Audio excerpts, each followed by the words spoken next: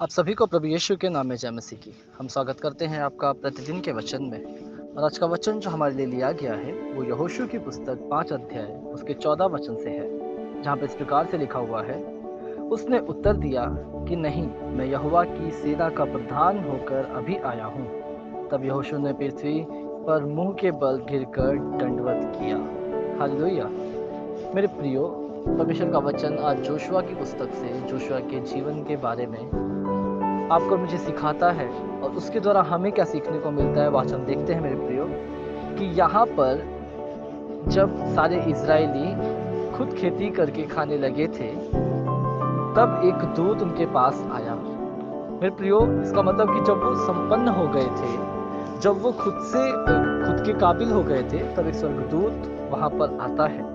एक पौरुष, वहां लिखा हुआ एक पौरुष मेरे सामने नंगी तलवार लिए खड़ा था। मैंने उससे पूछा, तो किसकी ओर से आता है? तब उस पौरुष ने, जो कि दूत है, उसने कहा कि मैं यहोवा की सेना का प्रधान होकर अभी आया हूँ।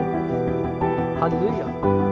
मेरे प्रियो, जब आप परमेश्वर के अनुसार अपने जीवन को व्यतीत करते हैं, जब अपने जीवन में आप परमेश्वर की आज्ञाओं को मानकर चलते हैं, जब आप परमेश्वर क्या आपसे कहना चाहता है वो सुनते हैं, तब मेरे प्रियो परमेश्वर आपको संदेश भेजता है, परमेश्वर आपको पत्र लिखता है, परमेश्वर आपके पास दूत भेजता है।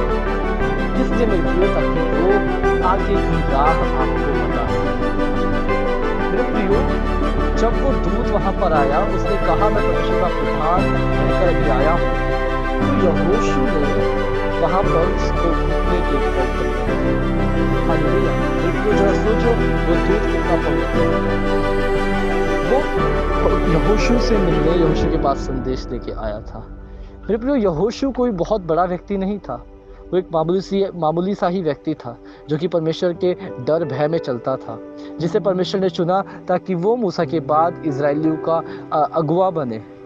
वहां पे बहुत सारे लोग थे, हारून का पूरा घराना था, लेकिन फिर भी परमेश्वर ने किसको चुना? यहोशू, ताकि वो परमेश्वर के सामने अगुवाई कर सके इजरायलियों का। तो मेरे प्रिय, जब आप अपने आप को नम्र और दीन बनाते हैं, जब आप और मैं परमेश्वर के सामने जाकर बोलते हैं कि हाँ प्रभु, मैं अपने आप को तेरे हाथों में दे देता हूँ, तो मुझे इस्तेमाल कर। तो मेरे प्रियो, आप अगर कहें कि आपके पास शक्ति नहीं है, आप कहें आपके पास बोलने में आप अच्छे नहीं हैं, आपके पास कुछ चीज़ों की कमी है, तो मेरे प्रियो, वो आपके पास अपने दूत को भेजता है।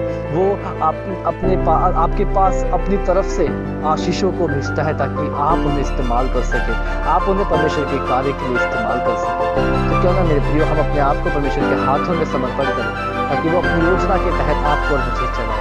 आइए हम प्रार्थना करें। धन्यवाद प्रभु यीशु, धन्यवाद करते समय के लिए प्रभु, जो आपने हमारे जीवन में दिया। जब का राजा प्रभु का प्रभु है, मैं प्रभु सुंदर वचन को आपके हाथों में सौंप देता हूँ प्रभु। हालेलुया। इस वचन के आगे मैं अपने आप को समर्पण करता हूँ प्रभु। इस वचन को सुनते पढ़ते मन करते हैं, आशीषित करते हैं, उद्धार करता प्रभु यीशु के नाम से आमीन। हालेलुया। आप सभी को प्रभु यीशु के नाम में जय मसीह की। आपका दिन शुभ हो।